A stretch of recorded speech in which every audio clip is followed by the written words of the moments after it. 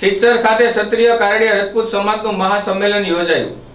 લોકસભાની ચૂંટણીને લઈને આજે ભાવનગરમાં જુદા જુદા જ્ઞાતિના સંમેલનો યોજાઈ રહ્યા છે, ત્યારે ભાજપના પ્રદેશ અધ્યક્ષ સી આર પાટીલ ક્ષત્રિય કારડિયા રજપૂત સમાજના મહાસંમેલનમાં હાજરી આપી હતી। તેમની સાથે કર્ણાટકના પૂર્વ રાજ્યપાલ વજુભાઈ પણ ઉપસ્થિત રહ્યા હતા। ક્ષત્રિય કારડિયા રજપૂત સમાજના મહાસંમેલનમાં ઉપસ્થિત રહીને ભારતીય જનતા પાર્ટી સંઘી બહુમતીથી જીતાડવા માટે આહવાન કર્યું હતું। જેમ જેમ ચૂંટણીના દિવસો નજીક આવી રહ્યા છે તેમ તેમ દરેક રાજકીય પક્ષ દ્વારા પોતાના ઉમેદવારને જીતાડવા માટેના તમામ પ્રયાસો હાથ ધરવામાં આવી રહ્યા છે। ત્યારે આજે ભાવનગરમાં ભાજપના મહાનુભાવોની ઉપસ્થિતિમાં ભાવનગરના કરદેજ તેમજ સિત્સર રોડ પર વિવિધ સમાજના સંમેલન યોજવામાં આવ્યા હતા। ભાવનગર નજીકના કરદેજ ગામે આહિર સમાજનું તેમજ સિત્સર રોડ પર ક્ષત્રિય કારડિયા રજપૂત સમાજનું મહાસંમેલન યોજાયું હતું, જેમાં ભાજપના પ્રદેશ અધ્યક્ષ સી આર પાટીલ તેમજ કર્ણાટકના પૂર્વ રાજ્યપાલ વજુભાઈ વાળા, ભાજપના ઉમેદવાર નીમુબેન બાંભણિયા સહિતના મહાનુભાવો ઉપસ્થિત રહ્યા હતા। તાલુકામાંથી જે આ કાર્યકર્તાશ્રીઓ શ્રી કરશનભાઈ મેરાભાઈ ચૌહાણ ઢોડસર, વલ્લભભાઈ ચૌહાણ ઢોડસર, દિલીપસિંહ પાચાભાઈ ચૌહાણ દેવગાના,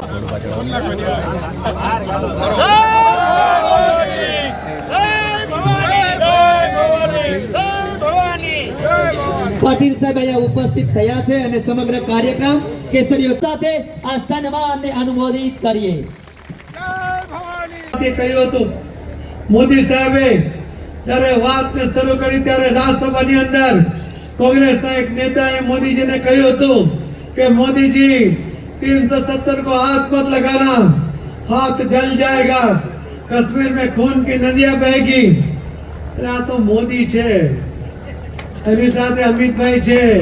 હવે ગીધર ધમકીઓથી ગભરાય, તમારા બધાનો સાથ હોય એવી ગીધર ધમકીઓથી ગભરાય નહીં। એક જ ઝાટકે 370 ની કલમ રદ કરી નાખી।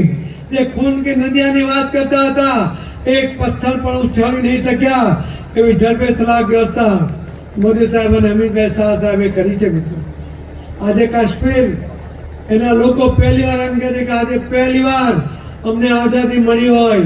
દેશ 1947 માં આઝાદ થયો, પણ કાશ્મીર એ હમણાં આઝાદ થયું, મોદીજીના રાજમાં આઝાદ થયું એવો એમની કલ્પના છે, એમને એવો ભાસ થાય છે। એનો ઉપાય છે, તમે જે વહુને લઈને આવો ને દીકરી તરીકે રાખો, એને વહુ તરીકે નહીં, એને દીકરી તરીકે એને પ્રેમ કરો। તમારા ઘરમાં પણ સ્વર્ગનું નિર્માણ થશે। દીકરી હશે તો જ સ્વર્ગ બનશે। મારે આટલી જ વાત અમને કેવી છે। હજુ આપણે વાળા સાહેબથી માંડીને બધાને સાંભળવાના છે। મારે પણ સુરત પહોંચવાનું છે, એટલે હું આપને રજા લઈશ, પણ આ સભા ચાલુ છે, કોઈ પોતાની જગ્યાએથી ઊભા ન થાય એવી મારી વિનંતી સાથે મહાસંમેલન બોલાવવા માટે આપ સૌને, આગેવાનો સહિત આપ સૌને પણ ખૂબ ખૂબ અભિનંદન સાથે આપ સૌનો આભાર માનું છું। ખૂબ ખૂબ ધન્યવાદ। જય જય ગરીબ ગુજરાત, ભારત માતા કી જય ભવાની। પાટીલ સાહેબને વિનંતી કરીશ, માત્ર સાહેબ કોઈ પોતાનું ક્ષત્રિયત્વ ભૂલવાની જરૂર નથી। મિત્રો, આજે પાટીલ સાહેબે ખૂબ જ ડિટેલમાં વાત કરી, પણ હું ઓછામાં ઓછી વાત આપને કરીશ કે આજથી 25 વર્ષ પહેલા રાજપૂત સમાજના 50 લોકો ભેગા કરવા હોય ને તોય આકરા થતા હતા, અને આજે 50,000 લોકો ભેગા કરવા એ બહુ સહેલી વાત થઈ ગઈ છે।